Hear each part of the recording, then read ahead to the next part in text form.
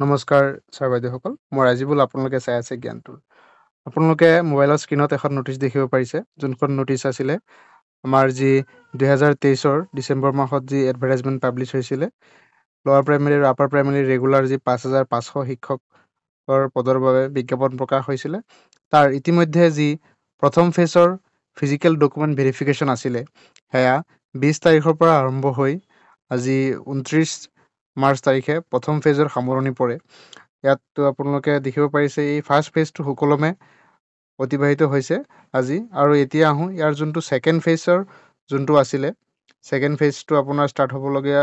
আছিলে 1 এপ্ৰিল 2025 তাৰিখৰ পৰা 11 এপ্ৰিল 2025 তাৰিখলৈ এই সেকেন্ড ফেজৰ যোনটো ডকুমেন্ট ভেৰিফিকেশন আছে সেকেন্ড ফেজ ডকুমেন্ট ভেৰিফিকেশনক লৈ এখনি নটিচ প্ৰকাশ কৰা হৈছে ডাইৰেক্টৰেট অফ ফিল্ম ইণ্টিগ্ৰেশ্যনৰ তৰফৰ পৰা আহকচোন চাওঁ নটিচটোত কি লিখা আছে ইয়াত যদি চাই আপোনালোকে নটিচটো আজি পাব্লিছ হৈছে ইয়াত লিখা আছে it is for general information of all concern that in compliance of the honourable high court order dated 21 March 2025 passed in IS Civil of Dayananda Dole and others. The second phase of physical documents verification of the candidates who have applied through online and upload their documents in support of their candidature against advertisement for recruitment of regular teachers in LP and UP schools under Directorate of Film Education Assam has been postponed until further order and kept on hold till a final outcome is received from Honorable High Court. This is in compliance with the Honorable High Court order dated 21 March 2025 of Dayananda Dole and others versus State of Assam.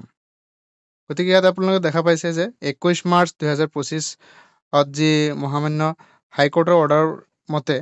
যি second ফেজৰ physical document ভেৰিফিকেশনৰ list আছিলে হেয়া স্থগিত কৰি ৰখা হৈছে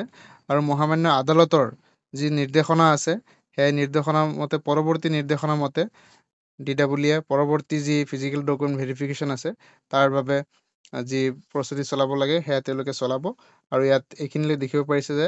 until further order আৰু এতিয়া বৰ্তমান এটো হোল্ড কৰি ৰখা হৈছে আমি এতিয়া সকলোৱে আশা কৰিব লাগিব যে অনাৰেবল হাইকোৰ্টে কি অৰ্ডাৰ দিয়ে পৰৱৰ্তী